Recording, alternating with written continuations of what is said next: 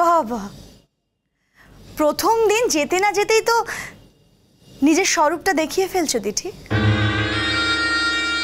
তুমি বা ওকে এতগুলো কথা কেন বলছো বড় বৌমা? ও আগে এসে থেকে গেছে, তাতে কি এমন হয়েছে? আর আমরাই তো ওকে বারবার থাকার কথা বলতাম, তাই ও থেকে গেছে। হ্যাঁ, সে তো নিশ্চয়ই, আপনারা থাকতে বলেছেন বলেই তো ও থেকে গেছে। আর থাকতে বলবেন নাই বা কেন বলুন তো মা? ডাক্তার মানুষ, রোজগার করে, চেম্বারে বসলেই তো রোজগার। রোগী দেখবে, টাকা নেবে। না, অবশ্য আমাদের সংসারের হালও ধরেছে, আমাদের ছোটকে মানুষ করে দিয়েছে। আমি আর কি করতে পেরেছি? কি করতে পেরেছি বলুন না? আমি এই সংসারের জন্য কিছু তো করিনি, শুধু গাধার মতন এই সংসারের রান্নাঘর ঠেলে গেছি, এই সংসারের পেছনে খেটে গেছি। কি করতে পেরেছি? আমার এই সব কিছুর কি কোনো দাম আছে নাকি? কোনো দাম নেই। এই সব কিছুর দাম থাকতে পারে নাকি? এই সংসারের জন্য, আপনাদের জন্য নিজের বাপের বাড়ি যাইনি, এখানে রয়ে গেছি। এই সব কিছুর কোনো দাম হয় না মা। আসলে টাকা দিয়ে তো সাহায্য করতে পারিনি না, সেটাই। বৌদি, আমরা কোনোদিনও এরকম বলেছি তোমাকে? তুই কেন এরকম করে বলছো? আমাদের তো খারাপ লাগছে। আমরা তো সব সময় বলে এসেছি, বরটা চলে যাওয়ার পর বৌদি আমাদের কাছে থেকে গেছে। একরা তো বাপের বাড়িতে গিয়ে থাকিনি। আমাদের পরিবারের এত বড় শোক আমাদের একা সামলাতে দেয়নি। বৌদি বাসে থেকে গেছে, সব সময় ভেবে গেছে যে আমরা কিসে ভালো থাকবো। তাহলে তুমি কেন এরকম করে বলছো বৌদি? সেসবের কোনো দাম নেই রে বলবো। টাকা দিয়ে তো কোনো রকম সাহায্য করতে পারিনি না, তাই কোনো দাম নেই। বেশ, আমি না হয় টাকা দিয়েই সাহায্য করেছি, টাকা দিয়েই তোমাদের পাশে থাকার চেষ্টা করেছি। তাতে কি হয়েছে? যে বাড়ির বউ হয়ে আসবো সেই বাড়িটাকেই তো সাহায্য করেছি। টাকা ছাড়া আমি না হয় অন্য কিছু করতে পারিনি। সবাই তো সবকিছু করতে পারে না, বলো? সেটাকেই বা এত বড় করে দেখছো কেন তুমি? আর আমি যদি তোমার দেওরকেও মানুষ করেই থাকি, তাতে কি তুমি খুশি হওনি? আমার খুশির কথা কেই বা ভাবে বলো? বড় বৌমা, তুমি এই কথাটা বলতে পারলে? কি করে বলতে পারলে এই কথাটা তুমি? তোমার খুশির কথা আমরা কেউ ভাবি না।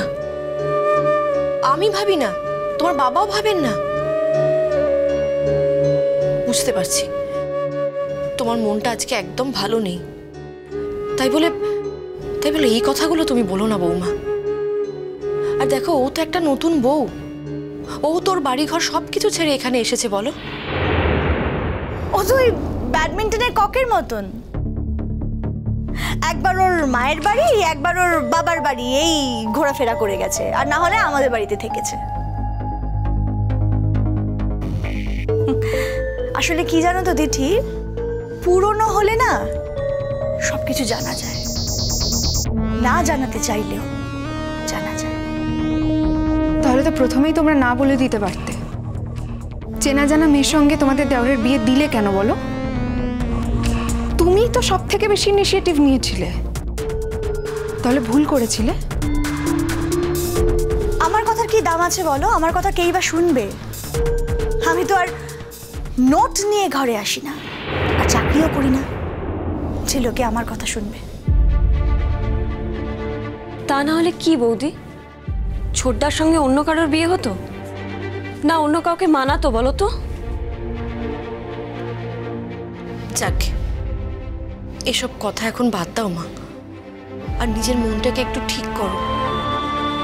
দেখো, আমরা এত বছর সবাই মিলে একসঙ্গে থেকেছি, আধবেলা আধপেটা খেয়েও থেকেছি, কিন্তু কোনো দিন আমাদের মধ্যে কিন্তু বনিমানার অভাব হয়নি। আর সেটা মা তুমিই হতে দাওনি। তুমি তো আমার ঘরের মা, লক্ষ্মী। তুমি কি করে এভাবে বদলে যাচ্ছ মা?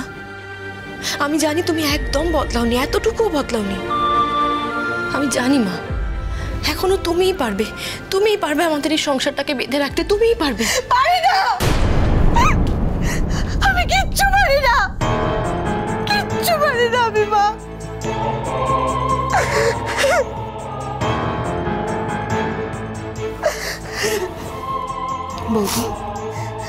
হয়েছে তোমার? কি হয়েছে বলো আমাকে একটু। ছাড়ো না, ছাড়ো না আমাকে। তোমার তো সব আছে, স্বামী, সংসার, তুমি রূপে লক্ষ্মী, গুণে সরস্বতী, তুমি রোজগার করো, তোমার বাপের বাড়ির জোর আছে, তোমার সঙ্গে তোমার স্বামীর ভালোবাসা আছে। আমার কি আছে বলো তো? কি আছে আমার? সেই জন্যই তো তুমি তুমি ঢোকার সঙ্গে সঙ্গে বাবা মনে করিয়ে দিল যে তুমি রূপে লক্ষ্মী, গুণে সরস্বতী। আমায় তো সব বলা যায় না, তাই বলতে পারে না। আমি তো অপয়া। আসলে কি জানো তো দিদি, আমি তো খুব বোকা, চরম বোকা একটা মেয়ে। আমি সারা জীবন শুধু সংসারের জন্য খেটে গেছি, গাধার খাটনি খেটে গেছি। তবু আমি কিছু করিনি এই সংসারের জন্য। এদের অভাবের সঙ্গে তালে তাল মিলিয়ে নিজেকে অভাবী রেখেছি, হাত পেটা খেয়েছি। তবু বাপের বাড়ি যাইনি। আমি অন্তত বাপের বাড়ি গিয়ে থাকলে দুবেলা দুপুরো খেতে পেতাম, খাওয়ার অভাব আমার হতো না। অমন করে বলো না বড় বৌমা, অমন করে বলো না তুমি। আমার মনটা একেবারে ভেঙে যাচ্ছে মা। তোমার মুখের দিকে তাকিয়ে আজ আমি আমার বড় ছেলের শোক ভুলে আছি, শুধু তোমার মুখের দিকে তাকিয়ে। তুমি এভাবে বলো না মা।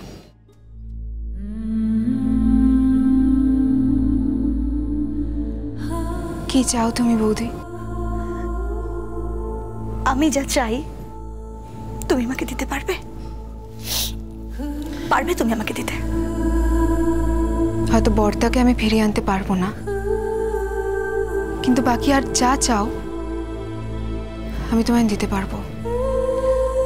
তুমি আমায় ভেবেচিন্তে বলো তুমি কি চাও। তুমি বলছো তুমি আমায় দিতে পারবে? হ্যাঁ, কেন পারবো না? আমার সামর্থ্যের মধ্যে থাকলে আমি তোমায় নিশ্চয়ই দেব।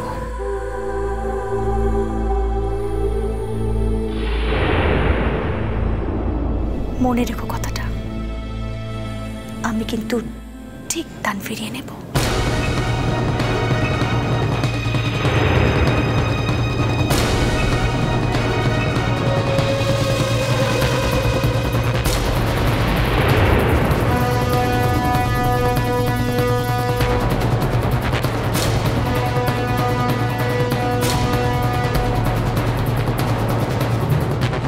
আমি কিন্তু ঠিক দান ফিরিয়ে নেব।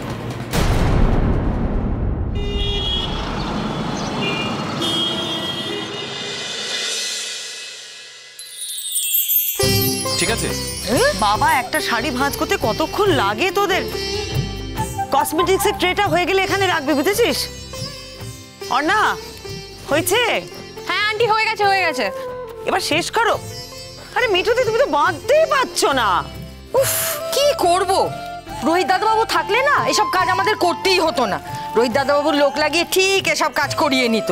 সকাল থেকে বসে বসে না মাজা কোমর একবারে ধরে গেল। দেখো, তার উপরে অর্ধেক কাজ হয়নি।